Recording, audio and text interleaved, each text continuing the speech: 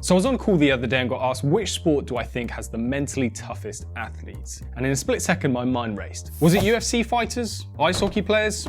Surely rugby players? Nah. Without hesitation, I said skateboarders. You may laugh, but hear me out here.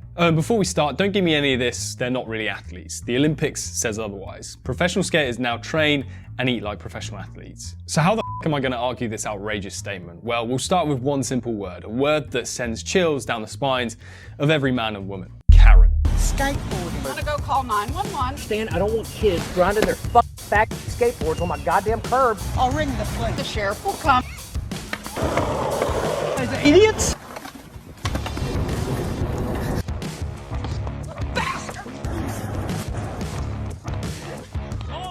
Even if you've never stepped on a skateboard yourself in your life, chances are you've seen some of these video montages of skaters versus Karens, and skaters just getting harassed by members of the public in general. So firstly, skaters are the mentally toughest athletes because no one likes them. They have to deal with so much shit from people who just step onto them when they're practicing their craft. Tell me, is there another sport where you actually get hounded from members of the public for just doing it? That puts a lot of kids off. And sure, there are skaters who skate where they shouldn't, but that's because they keep closing skate parks. But those who stick with it, knowing it's only a matter of time before someone threatens to call the police on them, that's brave. That's tough. When you think about it, skaters get a bad rap. I've always wondered why on earth do people just hate skaters for no reason, other than the fact that they are skaters. Sure, some of them are obnoxious, rude and careless, but you could say that about a small percentage of people in any sport. Most skaters are just trying to get good at something that is incredibly difficult and requires so many physical abilities. Stamina, agility, strength, speed, balance, flexibility, the full works. And to have that added weight of random people giving them shit all the time, that's a lot to cope with. You've got to be mentally tough to stick to your craft despite all that. Just quickly, am I wrong here? If you're not convinced so far, then let me know in the comments below which sport you think has the mentally toughest athletes. Anyway, let's get back to it. And it's not just the threats from other people that skaters have to worry about, it's the basic threat and reality that sooner or later, this is gonna happen.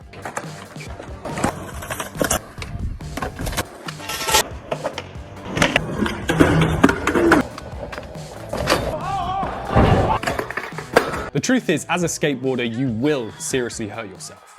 In other sports, yes, there's often a very real risk of injury, ones where you could get punched in the face or basically gored in two. But out of every other sport, there's probably none other than skateboarding where you know that there's a 99% chance that at some point you will break a bone. It's inevitable.